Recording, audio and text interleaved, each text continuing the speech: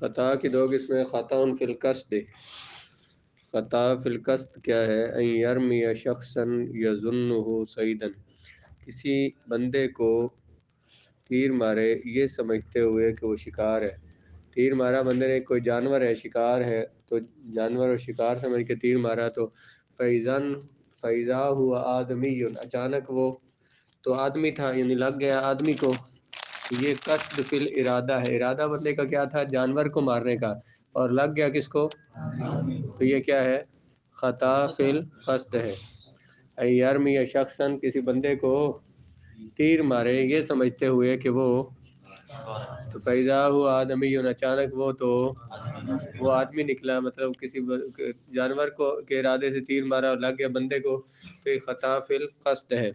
اور خطا فی الفعل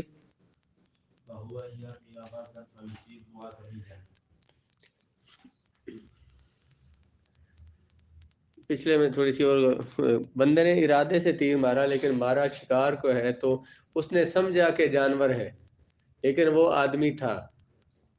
اس نے مارا جانور کو ہے، اس نے سمجھا کہ یہ آدمی ہے، اس نے سمجھا کہ جانور ہے لیکن وہ آدمی تھا، آدمی کو لگ گیا وہ، تو یہ خطا فی القصد ہے۔ اور خطا فی الفعل کیا ہے؟ کہ اس نے نشانہ باندھا کسی جانور کو اور وہ نشانہ خطا ہو کر بندے کو لگ گیا، تو یہ فعل میں خطا ہوئی۔ پہلی دوسری صورت میں فرق سمجھ آیا؟ کوئی نہیں؟ پہلی صورت میں مارا اس نے کس کو؟ شکار کو مارا، اور شکار سمجھ کے مارا، تو وہ بندہ تھا، لگ گیا وہ جس کو مارا نا وہی بندہ تھا، جس کو نشانہ لگا تو وہ بندہ تھا، تو اس نے سمجھا کہ یہ شکار ہے، جانور ہے۔ دوسری صورت میں اس نے مارا تو شکار کو، اور تھا بھی وہ شکار ہی، لیکن اس کے نشانہ خطا ہو گیا اور لگ گیا بندے کو، تو یہ کیا ہو جائے گا؟ خطا فی الفعل ہو جائے گا۔ خطا دو قسموں پر ہے۔ خطا فی القصد وہ یہ ہے کہ تیر پھینکے آدمی یہ گمان کرتے ہوئے، ایسے تیر پھینکے نہیں ہوا، یرمی یا شخصاً، وہ تیر مارے کسی چیز کو گمان کرتے ہوئے کہ وہ شکار ہے، تو پس اچانک وہ آدمی تھا۔ اور خطا فی الفعل وہ یہ ہے کہ تیر مارے غرضاً، نشانے کو یعنی شکار کو، پس وہ لگ جائے آدمی کو، تو یہ خطا فی الفعل ہوگا۔ کیا کہیں گے؟ موجب ذالک الکفارہ، اس کی سزا کفارہ ہے۔ وہ آیت عائشہ میں دیکھیں، اللہ تعالیٰ نے فرمایا من قاتل مؤمنا خطأ فتحریر رقبۃ مؤمنۃ ودیۃ مسلمۃ الی اہلہ، تو اس کی سزا کیا ہے؟ کفارہ، ودیۃ علی العاقلہ، اور عاقلہ پر دیت لازم ہے۔ عاقلہ کون تھے بھلا؟ عاقلہ کی نے کہا تھا؟ جی، صرف محکمے والے، اس کے خاندان والے اور اس کے محکمہ والے جو ہے وہ، یہاں لکھا ہوا ہے اہل دیوان، آگے اس کی وضاحت آ جائے گی، لیکن وہ ہمارے یہاں مختلف ہے ذرا نظام۔ تو اہل دیوان یعنی جن کا ایک رجسٹر میں جن لوگوں کے نام لکھے ہوئے ہیں، تو جو محکمے والے ہیں، جو فوج میں ہیں تو فوج والے ہیں، جو اگر کسی بھی شعبے میں ہے تو اس کے جو محکمے والے لوگ ہیں وہ، ویسے بھی ہمارے یہاں جو پرائیویٹ لوگ ہیں ان کی بھی تنظیمیں بنی ہوئی ہیں، جماعتیں بنی ہیں مختلف، مزدوروں کی تنظیمیں ہیں، تاجروں کی تنظیمیں ہیں، اس طرح سے مختلف لوگوں کی، ہر محکمے کے لوگوں کی تنظیمیں ہیں۔ مثلا تاجر جو مختلف قسم کے بازار میں تاجر ہیں، سنارے جو ہیں ان کی الگ سے اپنی تنظیمیں ہیں، وکیل ہیں مثلا ان کی الگ تنظیمیں ہیں، تو یہ جو ان کے محکمے کے لوگ ہیں، جو ان کی تنظیم کے لوگ ہیں، یہ ظاہر ہے وہ بہت سارے کاموں میں وہ شریک ہوتے ہیں۔ ایسے ہوتا ہے نا کہ جو تنظیم بناتے ہیں، جو تنظیم واسی چندہ دیو جی، جب اس طرح سے وہ چندہ لے سکتے ہیں اپنی تنظیم کو چلانے کے لیے، تو اسی تنظیم میں وہ جو چندہ دیتے ہیں اس میں سے اس بندے کی دیت ادا کی جائے گی۔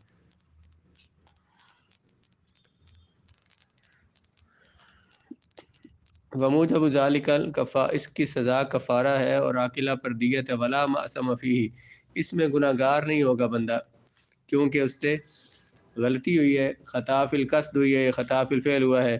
والمراد اسم القتل اما نفس الاسم لا یاری عنہ لانہ ترک التثبت فی حالت الرمی، ایک ہے قتل کا گناہ اسے نہیں ہوگا، لیکن ویسے گناہ اسے ہوگا کیونکہ اس نے ترک التثبت، وہ تیر مارتے ہوئے ثابت قدم نہیں رہا، مضبوط نہیں رہا، اس کے ہاتھ میں وہ جو ہے نا، یا تو اس کا نشانہ صحیح نہیں لگا تو پھر بھی، اور اگر اس نے توجہ سے دیکھا نہیں بھائی کیا چیز ہے، بندہ ہے یہ کوئی اور چیز ہے، تو یہ بھی اس میں یہ جو اس نے غلطی کی ہے اس کا گناہ اسے ہوگا، قتل کا گناہ نہیں ہوگا، کیونکہ قتل غلطی سے ہوا ہے۔ لیکن غلطی پر جو اس نے غلطی یہ کی ہے، اس غلط کام کا گناہ اسے ہوگا، وہ جو بھی ہوگا۔ تو اسے توجہ کرنی چاہیے تھی، اسے دھیان سے دیکھنا چاہیے تھا، اس نے دھیان سے نہیں دیکھا ہے، تو یہی تو کہہ رہے ہیں کہ اس بات پہ یہ اس نے جو غفلت کی ہے، اس غفلت کا گناہ اسے ہوگا۔ بھائی اس کی اس غفلت کی وجہ سے بندہ ضائع ہو گیا نا، تو وہ تو اس نے جان بوجھ کے نہیں کیا، لیکن نشانہ تو اس نے جان بوجھ کے بانا تھا نا، اس میں جو اس سے غفلت ہوئی، توجہ نہیں کر سکا، یا اس کا نشانہ صحیح نہیں لگتا تھا تو وہ نہ مارتا۔ جب اس کا نشانہ خطا ہوا، اس کا مطلب ہے وہ صحیح نشانے باز نہیں تھا تو وہ نہ کرے، اس سے نقصان ہو سکتا کسی کو، تو اس خطا پر اس سے گناہ تو ہوگا۔ بندہ کہیں امپائر گیند سے کھیل رہے تھے تو استاد جی آپ نے منع بھی کیا تھا، لیکن ہم نے کہا کون سی چارٹ لگنی ہے، پھر بھی لگ گئی، شیشہ ٹوٹ گیا، تو پیسے تو اسے دینے پڑیں گے اس کے۔ حاشیے پہ اسی میں لکھا ہوا کہ الاصل ان کل قتل یتعلق بالقصاص والکفارۃ، ہر وہ قتل جس کے ساتھ قصاص کا تعلق ہوتا ہے، جس پر قصاص لازم ہوتا ہے یا کفارہ لازم ہوتا ہے، فإنه يمنع الميراث، یہ میراث کو سے منع کرتا ہے، وما لا فلا، جس قتل میں دیت اور قصاص نہیں ہوتا، جس قتل میں دیت اور قصاص نہیں ہوتا تو وہ وراثت سے محروم بھی نہیں کرتا، اور جس میں دیت اور قصاص ہوتا ہے تو وہ وراثت سے محروم کر دیتا ہے۔ بتایا تھا نا کل بھی مسئلہ کہ جو قاتل ہے وہ اپنے مقتول، اس کا اگر کوئی رشتہ دار ہے تو اس کا وہ وارث نہیں بن سکتا، اپنے مقتول کا، مقتول رشتہ دار کا وارث نہیں بن سکتا، لیکن کس مقتول کا؟ جس کو قتل کیا ہو، قتل عمد جس کا کیا ہو یا قتل خطا کیا ہو، تو اس کی وراثت سے محروم ہو جائے گا وہ۔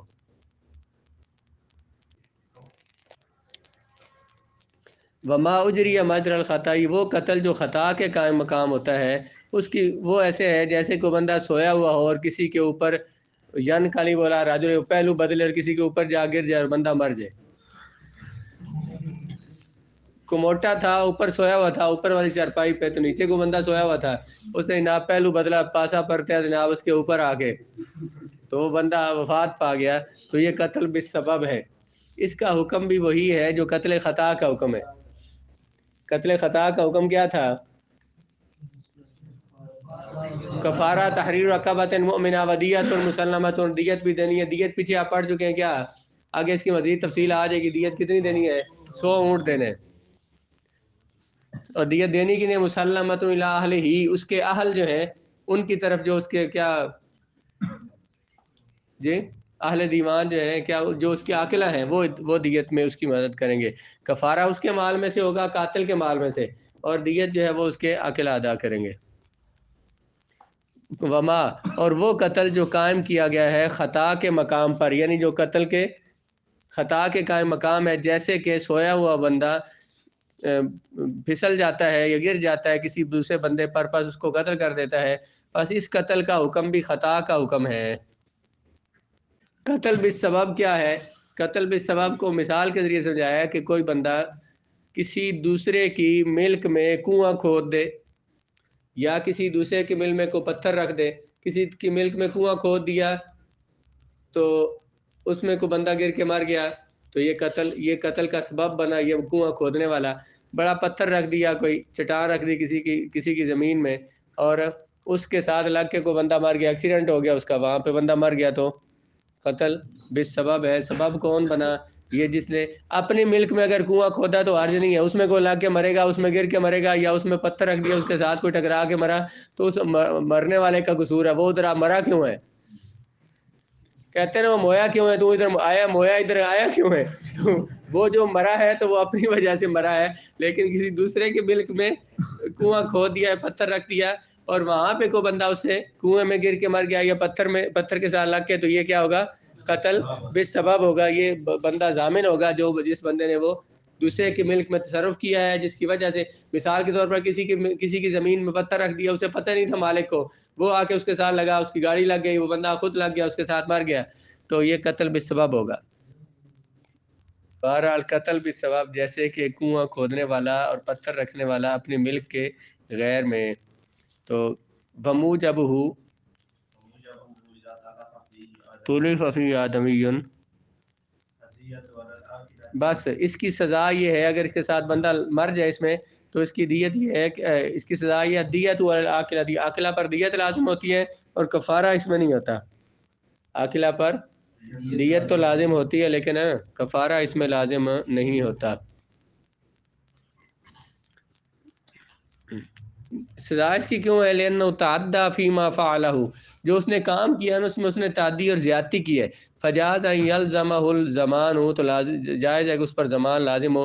ہمارے صاحب نے فرمایا لا ماسم علیہ بالموت، اس پر بندے کے مرنے کی وجہ سے اس پر گناہ نہیں ہے، اس پر کنواں کھودنے کا گناہ ہے. اس نے کسی کی ملک میں یہ جو زیادتی کی ہے، کسی کے ملک پہ قبضہ کیا ہے تو اس پہ لأن المأثم يجب على فعل مانع منع من فعله، کیونکہ گناہ اس فعل پر ہوتا ہے جس کام کا کرنا منع ہو اور وہ کھودنے میں پایا جا رہا ہے. کھودنا، کسی کی ملک میں کنواں کھودنا یا گڑھا کھودنا یہ منع تھا، اس کا گناہ اسے ہوگا. موت کا گناہ اسے نہیں ہوگا کیونکہ اس نے بندے کو نہیں مارا. کون سی قسمیں تھی؟ قتل عمد، قتل خطا، قتل قائم، جی قتل عمد، شبہ عمد اور قتل خطا اور قائم مقام خطا، اور آخری کون تھا؟ قتل بالسبب. تو یہ 5 قسموں کی یہ تعریفیں یہاں تک مکمل ہو گئیں. اب آگے مزید بیان کرتے ہیں قصاص. جو قتل عمد تھا اس پہ قصاص لازم ہوتا ہے. اب قصاص کی بات کر رہے ہیں. والقصاص ہو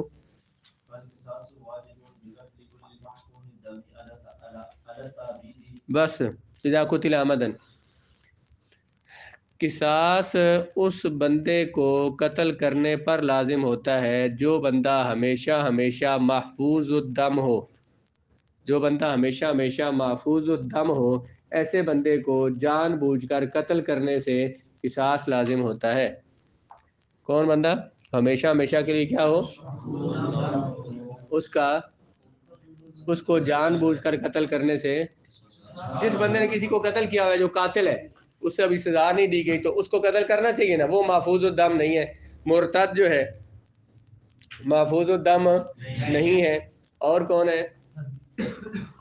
اسی طرح سے مثلا جو بندہ شادی شدہ زنا جس نے کیا تو شریعت میں اس کی سزا بھی قتل ہے. اگرچہ یہ مرتد کو سزا، یا یہ جو شادی شدہ زانی ہے اس کو سزا تو حکومت نے دینی ہے، قاضی نے دینی ہے، ہر بندوں نے، عوام نے سزا نہیں دینی انہیں، لیکن وہ اس پر قتل تو لازم ہو چکا ہے نا. مثال کے طور پر کوئی قیدی قتل کر کے عدالت میں تھا، قید میں تھا، کسی نے اسے قتل کر دیا، یہ محفوظ الدم نہیں رہا تھا کیونکہ یہ قاتل ثابت ہو چکا ہے یا اس پر قتل پہ گواہ موجود ہے. اب اسے کسی بندے نے قتل کر دیا تو اس بندے سے، قاتل سے قصاص نہیں لیا جائے گا. قصاص کس سے لیا جائے گا؟ جس نے ایسے بندے کو قتل کیا جو دائمی ہمیشہ ہمیشہ محفوظ الدم تھا، اس کو جان بوجھ کر قتل کیا تو قصاص لازم ہوتا ہے. یہ جب کر رہے تھے ممتاز قادری صاحب پہ، ان پہ جو چل رہی تھی، کیس چل رہے تھے، تو اس پہ کچھ علماء نے اپنے تاثرات دیے، لیکن اس میں یہ مسئلہ اس میں آتا تھا کہ وہ بندہ جب اس کا مرتد ہونا اگر ثابت ہے، اور علماء نے اس پہ فتوے دیے تھے اور مستند علماء نے فتوے دیے تھے، تو پھر اس نے محفوظ الدم بندے کو قتل نہیں کیا. محفوظ الدم بندے کو قتل کریں تو قصاص لازم ہوتا ہے، تو قصاص لازم آتا ہی نہیں.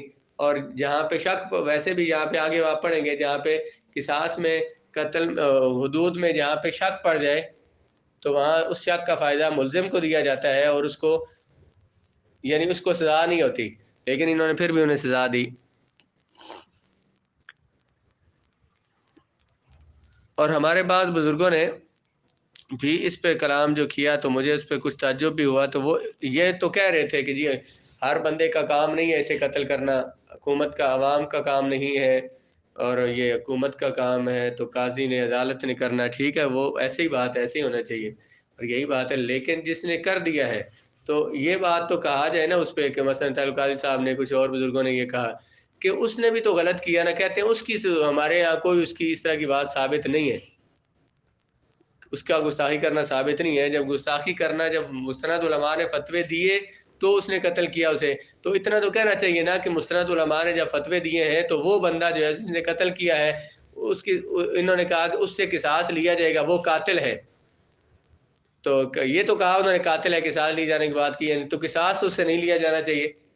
کیونکہ مستند علماء نے جب فتوے دیے ہیں ویسے ان کے فتوے مانتے ہیں، ویسے ان علماء کے فتوے جو ہیں وہ ہر مسئلے میں مانے جاتے ہیں، تو جب اس مسئلے میں ان کا فتویٰ مانا جانا چاہیے تھا، چلو اب کسی نے نہ بھی مانا ہو لیکن اس نے تو مستند عالم کے فتوے پہ ایسا کیا، تو پھر اسے یہ کہنا چاہیے تھا کہ اس پہ قصاص لازم نہیں ہے، قصاص سے نہیں لیا جا سکتا، شک کا فائدہ دیا جائے گا اسے، تو لیکن وہ کیونکہ اس میں تو اور چیزیں حکومتیں ملوث تھی، اس لیے پھر کل محقون الدم، جو بندہ محفوظ الدم ہو، جیسے سے اس سے پتہ چلا کہ حربی، مرتد وغیرہ ان کو قتل کرنے پر قصاص نہیں ہوگا، لأن دم غیر محقون علی الدم، کیونکہ اس کا خون جو ہے دائمی محفوظ نہیں ہے۔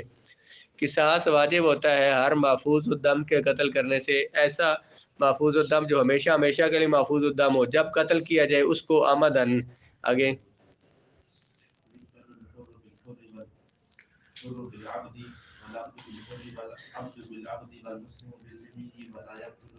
بس یقتل نہیں، غلط پڑھ رہا ہے، آزاد بندے کو آزاد کے بدلے میں قتل کیا جائے گا، آزاد بندے کو غلام کے بدلے میں قتل کیا جائے گا، مسلمان کو ذمی کے بدلے میں قتل کیا جائے گا۔ اس کا کیا معنی بدلے میں قتل کیا جائے گا؟ مقتول جو تھا وہ آزاد تھا، قتل کرنے والا بھی آزاد تھا، تو اس مقتول آزاد کے بدلے میں ایک آزاد قاتل کو قتل کیا جائے گا۔ مقتول جو تھا وہ آزاد تھا، قتل کرنے والا غلام تھا، تو غلام کو قتل کیا جائے گا۔ قتل ہونے والا غلام تھا، مقتول غلام تھا، قتل کرنے والا آزاد تھا، تو اس غلام کے بدلے میں اس آزاد قاتل کو قتل کیا جائے گا۔ مسلمان کے والمسلم بذمہ، مسلمان کو ذمی کے بدلے میں قتل کیا جائے گا۔ کوئی مسلمانوں کے ملک میں ذمی کافر کو رہتا ہے، اسے مسلمان نے قتل کیا تو اس کے بدلے میں مسلمان کو قتل کیا جائے گا۔ امام شافعی فرماتے ہیں لا یقتل الحر بالعبد، آزاد کو غلام کے بدلے میں قتل نہیں کیا جائے گا۔ اس کی کیا صورت بنتی ہے؟